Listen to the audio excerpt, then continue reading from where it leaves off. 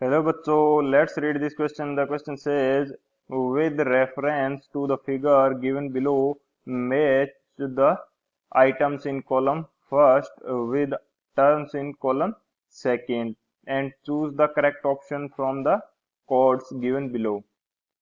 Column one के अंदर हमें दिया हुआ है angle of reflection, value of angle beta and angle of deviation for incident ray. Column second के अंदर हमें दिया है pi minus two alpha, alpha and pi by two minus alpha. And हमें फोर ऑप्शंस गिवन है।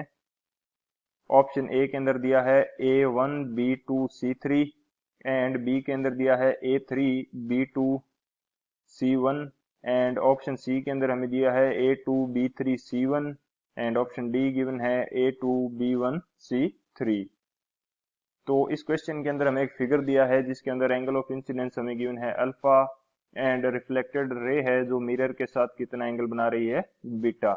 तो हमें value find out करनी है गिवन कॉलम फर्स्ट के लिए। तो बात करते हैं की कंसेप्ट की।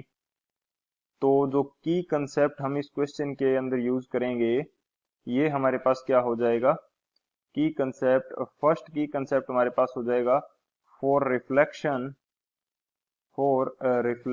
यानी कि रिफ्लेक्शन की कंडीशन के अंदर जो हमारे पास एंगल ऑफ इंसिडेंस होता है वो किसके इक्वल होता है, एंगल ऑफ रिफ्लेक्शन के।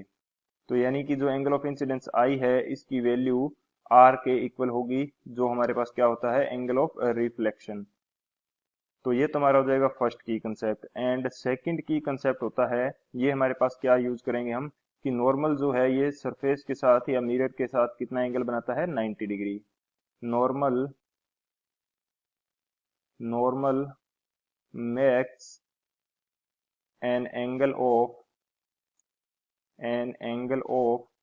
90 डिग्री विद सरफेस, यानी कि ये सरफेस के साथ कितना एंगल बनाता है, 90 डिग्री। ये हमारे पास दो की कंसेप्ट हो जाएंगे। इन दोनों की कंसेप्ट की हेल्प से इसको करते हैं सोल्व। तो बात की जाए यदि सॉल्यूशन की, तो सॉल्यूशन हमारे पास क्या हो जाएगा, हमें एंगल ऑफ इंसिडेंस ये कितना गिवन है, एंगल ऑफ इंसिडेंस इसकी वैल्यू हमें गिवन है अल्फा।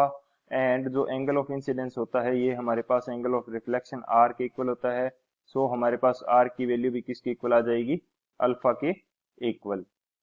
आर हमारे पास कितना आ जाएगा, आर भी हमारे पास आ जाएगा अल्फा के इक्वल।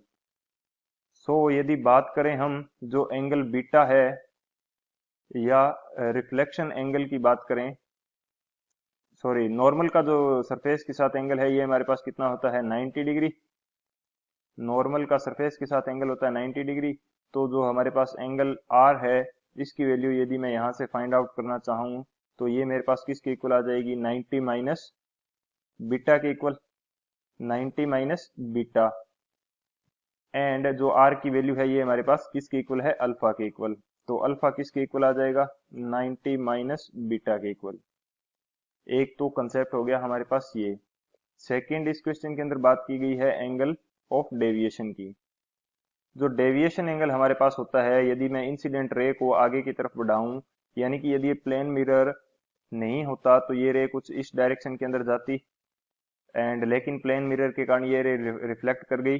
तो जो रिफ्लेक्टेड रे है and path of incident ray है, इन दोनों के जो बीच का एंगल होगा ये हमारे पास कितना होता है, डेविएशन एंगल डेल्टा के इक्वल।